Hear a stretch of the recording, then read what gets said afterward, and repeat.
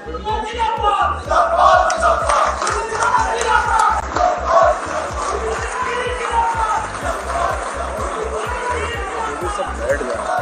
Camera आप लोग बैठ जाओ।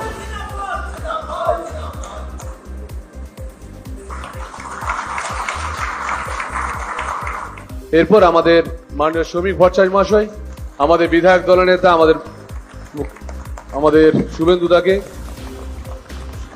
সংবর্ধনা দিলেন। आज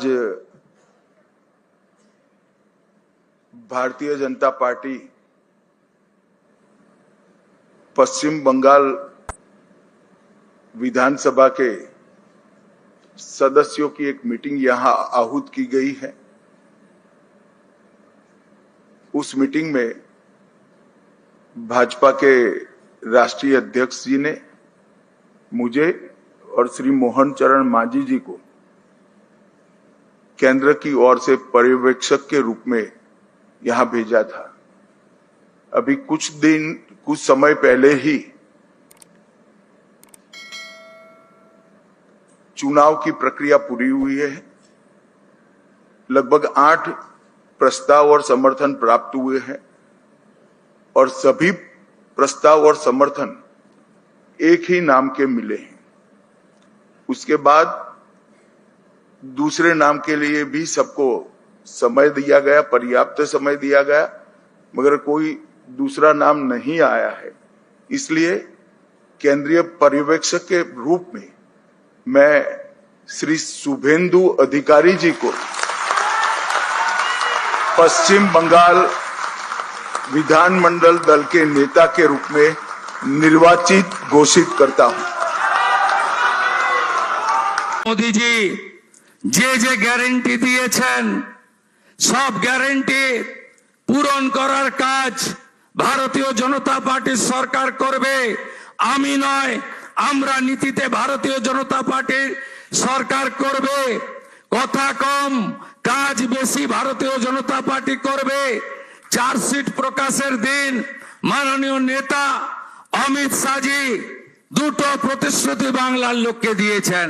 সন্দেশখালী থেকে আরজিকর হয়ে যত মা বোনেদের উপরে কন্যাদের উপর অত্যাচার হয়েছে তার কমিশন বসবে এবং যারা অভিযুক্ত তাদের বিরুদ্ধে ব্যবস্থা নেওয়া হবে।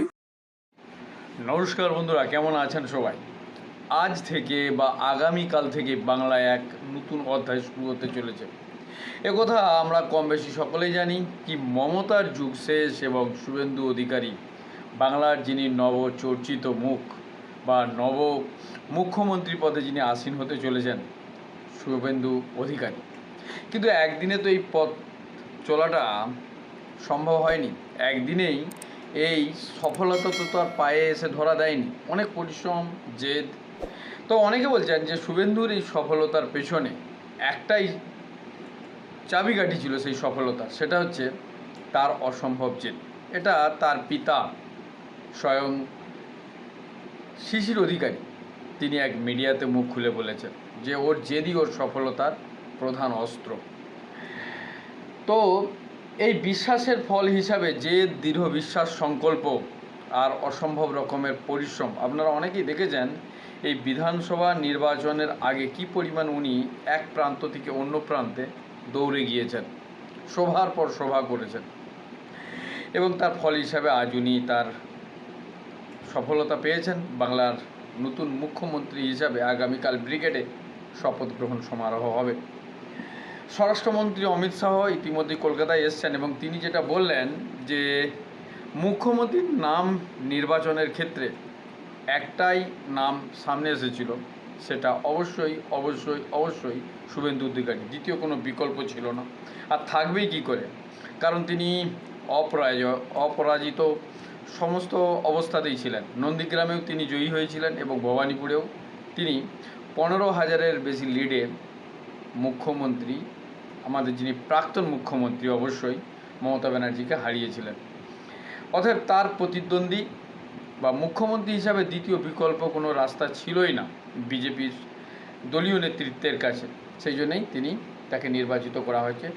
এই অনুষ্ঠানে অনেকেই উপস্থিত ছিলেন। শ্রমিক ভট্টাচার্য ছিলেন, প্রাক্তন যারা রাজ্য সভাপতি ছিলেন, সুকান্ত মজুমদার এবং দিলীপ ঘোষ সবাই ছিলেন, এবং বড় বড় যারা কেন্দ্রীয় স্তরের নেতা মন্ত্রীরা তারাও অনেকে হাজির ছিলেন।